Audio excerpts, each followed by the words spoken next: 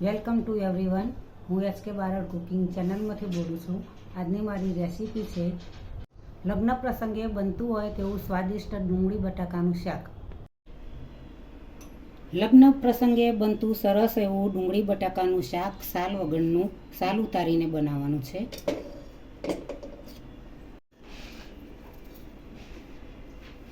સાલ ઉતારીને ડુંગળી બટાકા કાપવાના છે.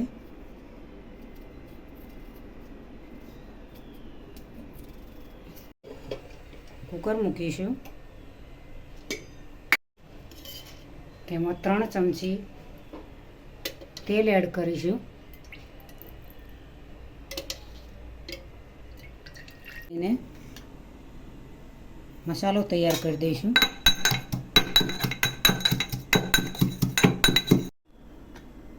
ધાણા જીરું પાવડર એડ કરીશું 1/2 ચમચી.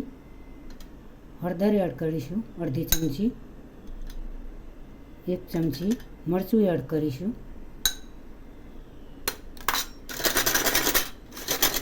હવે આ રીતે ફોડીને મસાલો તૈયાર કરવાનો છે. અડધા ગ્લાસ જેવું પાણી એડ કરવાનું.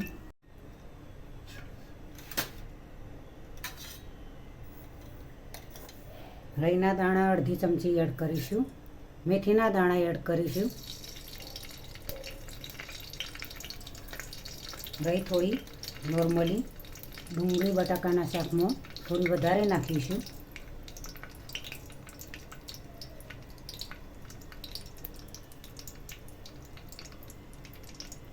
મરી લવિંગ એડ કરીશું. તજનો ટુકડો પણ એડ કરીશું. તમાલપત્ર પણ એડ કરીશું. ધાણા એડ કરીશું. બટાકા થોડા મોટા ટુકડા કાપવાના છે. ડુંગળી થોડી ઝીણી કાપવાની છે, જેથી મસ્ત એવું સરસ ચટાકેદાર રસાવાળું શાક તૈયાર થાય. થઈ ગયું છે.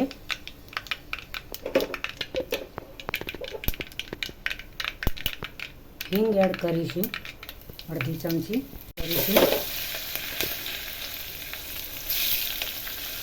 ટામેટા પણ એડ કરીશું.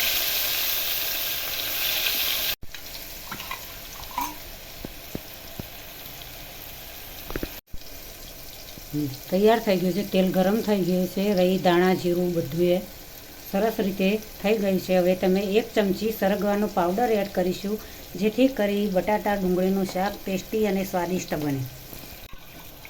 હવે તેમાં વાટેલો મિક્સ કરેલો મસાલો એડ કરીશું લસણ સાથે.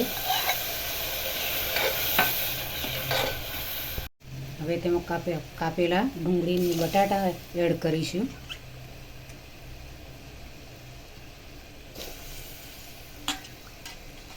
ઝીણી એકદમ કાપેલી ડુંગળી સરસ રીતે નાખીશું અંદર કાપેલી, તો સરસ રસાવાળું શાક બનશે. લગ્ન પ્રસંગમાં જે રીતે બનાવો છો એ રીતે મસ્ત એવું શાક બનશે.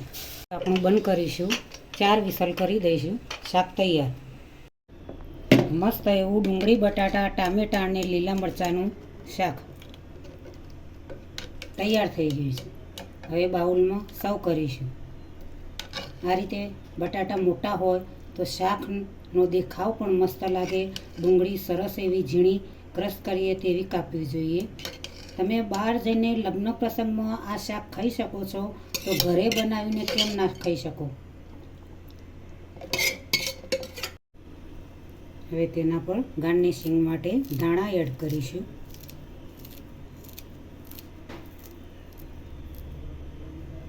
લગ્ન પ્રસંગમાં બને તે રીતે જ હું એ શાક ઘરે બનાવ્યું છે. બધા મસાલા એડ કરીને સરસ એવું ટેસ્ટી અને સ્વાદિષ્ટ સ્પાઇસી શાક બનાવ્યું છે.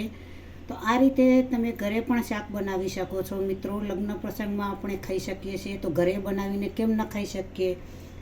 10 મિનિટમાં આ રીતે સરસ એવું મસ્ત મજાનું શાક તૈયાર થઈ જાય છે. તેને તમે રોટલી સાથે ખાઈ શકો, ખીચડી સાથે પણ ખાઈ શકો છો.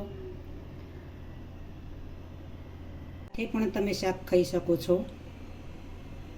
તો મિત્રો, આ તો રોજબરોજનું ઘરેલું શાક છે. ડુંગળી બટાકા એટલે ગુજરાતીઓનું પ્રખ્યાત એવું શાક કહેવાય. તો આ તો સરળ છે. તો જરૂરથી તમે બનાવજો મિત્રો. આજની રેસીપી તમને મારી ગમી હોય તો મારી ચેનલને સબસ્ક્રાઈબ કરજો, મારા વિડીયોને લાઈક કરજો, શેર કરજો, બને તો કમેન્ટ કરજો.